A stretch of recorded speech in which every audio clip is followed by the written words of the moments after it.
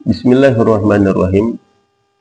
Al-Imam Abi Hamid Muhammad bin Muhammad Al-Ghazali At-Tusi di dalam kitabnya Asrarus Shaum menerangkan satu buah hadis yang berkaitan tentang dosa ghibah pada saat kita berpuasa. Waja'a fil khabari, dan terdapat keterangan di dalam hadis, annam ra'ataini somata ala ahdi Rasulullah sallallahu alaihi wasallam. Ada dua orang perempuan yang berpuasa di masa Rasulullah sallallahu alaihi wasallam. Fa'ajhadahuma al-ju'u wal atsyu fi akhirin nahar. Kemudian rasa haus dan lapar membuat kedua perempuan ini payah di akhir siang, yaitu sore hari. Hatta kadata antat lapa, sampai-sampai keduanya mau pingsan ataupun tidak sadarkan diri. Faba'atata ila Rasulillah sallallahu alaihi wasallam tasta'zanahu bil iftar. Kemudian dua perempuan tadi mengutus utusan untuk bertemu Rasulullah agar diberikan izin untuk batal puasa. Kemudian datanglah utusan tersebut kepada Rasulullah, kemudian menyampaikan keinginan dua perempuan tadi agar diperbolehkan batal puasa dikarenakan sudah tidak sanggup.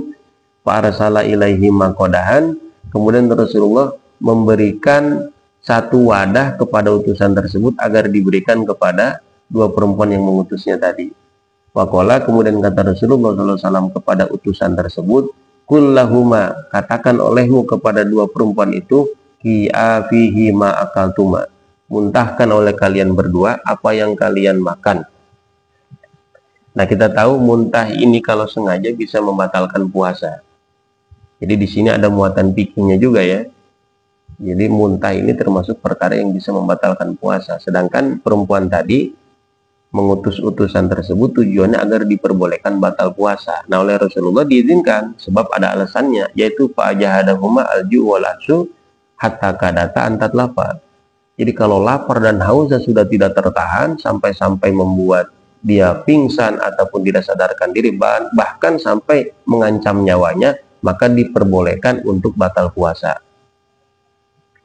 Nafaqat ihdahuma nisbahu daman abiton walahman goridon. Salah satu dari dua perempuan tadi memuntahkan darah yang murni dan daging yang segar, setengah dari wadah yang diberikan Rasulullah. Waqatil ukhra misla dzalika, kemudian perempuan yang satunya lagi memuntahkan yang sama seperti perempuan yang pertama, yaitu darah yang murni dan juga daging yang segar. Akhirnya hatta mala'atahu, sampai wadah yang diberikan Rasulullah penuh dengan dua muntah dari dua perempuan ini. Fa'ajiban nasu min dzalika. Nah, akhirnya manusia yang menyaksikan kejadian itu merasa heran, kok bisa muntahnya seperti itu? Akhirnya faqala Rasulullah SAW, Rasulullah kemudian berkata, hatani somata amma ahallallahu lahuma. Dua perempuan ini berpuasa menahan diri dari yang dihalalkan oleh Allah. Mereka tidak makan, mereka tidak minum, padahal perkara itu kalau mereka tidak puasa halal. Nah, karena mereka puasa, mereka tidak makan, tidak minum, perkara yang dihalalkan. Tapi wa abtarata ala ma harramallahu ta'ala alaihima, mereka membatalkan puasa mereka dengan yang diharamkan oleh Allah Subhanahu wa taala. Jadi di sini batalnya bukan batal secara fikih ya, batal secara pahala. Jadi pahalanya mereka hilangkan dengan cara melakukan perkara yang diharamkan oleh Allah. Apa itu? Qa'adat ihdahuma ilal ukhra. Salah satu perempuan tadi mengunjungi perempuan yang satunya lagi, kemudian duduk bareng, faja'ala tayyagtabanin nasa, keduanya akhirnya menggunjing, kemudian bergibah, menceritakan keburukan-keburukan orang lain. Jadi fahadama akalata min luhumihim, apa yang kalian lihat ini, daging dan darah segar ini adalah apa yang dua perempuan tadi makan daripada daging-daging saudara muslimnya. Jadi di sini dapat kita simpulkan, ghibah itu haram dan termasuk dosa besar dan bisa muhbitun li thawabil shaumi, bisa melebur pahala puasa.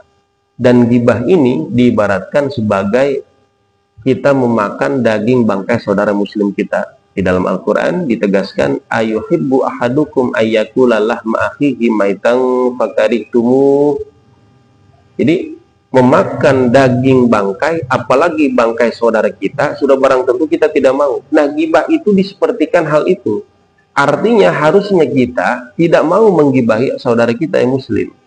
Karena apa? Kalau kita mau bergibah seperti kita mau makan daging bangkai saudara kita, dan pasti kita tidak mau.